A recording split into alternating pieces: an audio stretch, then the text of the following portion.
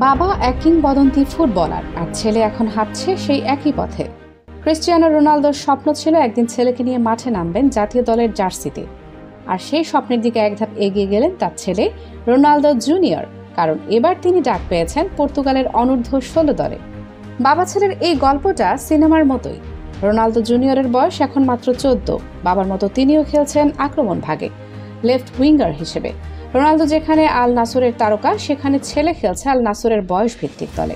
চলতি বছরের মে মাসে সে পর্তুগালের অনূর্ধ্ব 15 দলে ডাক পেয়েছিল। সেই টুর্নামেন্টে জুনিয়র খেলছে 4 ম্যাচ, গোলও করেছে, আর ক্রোয়েশিয়ায় অনুষ্ঠিত ফাইনালে 2টি গোল করে দলকে জেতায়, যার ফলে এখনই এক ধাপ এগিয়ে জায়গা পেয়েছে অনূর্ধ্ব 16 দলে। আসছে 30 অক্টোবর থেকে তুরস্কে শুরু হচ্ছে ফেডারেশন কাপ অনূর্ধ্ব 16 টুর্নামেন্ট। সেখানে প্রথমবারের মতো জাতীয় দলের হয়ে খেলবে রোনালদো জুনিয়র। পর্তুগাল এই টুর্নামেন্টে মুখোমুখি হবে তুরস্ক, ওয়েলস আর ইংল্যান্ডের সঙ্গে। টুর্নামেন্ট চলবে 4 নভেম্বর পর্যন্ত। বছরের শুরুতে এক সাক্ষাৎকারে রোনালদো বলেছিলেন, আমি চাই আমার ছেলের সঙ্গে একদিন মাঠে নামতে। দেখা যাক ভাগ্যে কি আছে, এটা আমার চেয়ে তার উপরই বেশি নির্ভর করছে।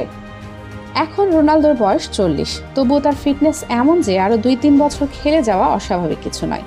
তাই যদি জুনিয়র খুব শিগগিরই পর্তুগালের মূল দলে সুযোগ পায়, তাহলে হয়তো দেখা মিলবে ফুটবল ইতিহাসের এক অবিশ্বাস্য মুহূর্তের। বাবা ও ছেলে একসঙ্গে জাতীয় দলের জার্সিতে। রোনালদো জুনিয়রের জন্ম যুক্তরাষ্ট্রে, তাই তার সামনে ছিল একাধিক দেশের হয়ে খেলার সুযোগ। যুক্তরাষ্ট্র, ইংল্যান্ড, স্পেন, কেপ ভার্দে কিংবা পর্তুগাল। স্পেনে তিনি ছোটবেলায় ছিলেন দীর্ঘ সময়, চাইলে নাগরিকত্ব নিতে পারতেন। আবার তার মায়ের দিক থেকে কেপ ভার্দের নাগরিকত্বের পথও খোলা ছিল, কিন্তু জুনিয়র শেষ পর্যন্ত বেছে নিয়েছেন বাবার দেশ পর্তুগালকেই।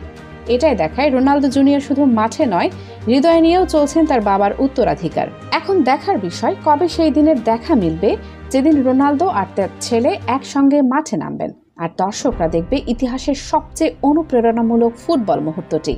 বাবার স্বপ্ন পূরণের পথে ছেলের এই যাত্রা এখনই থামবে না। এই পথের প্রতিটি ধাপই হয়তো একদিন ফুটবলের নতুন কিংবদন্তি গল্প হয়ে থাকবে।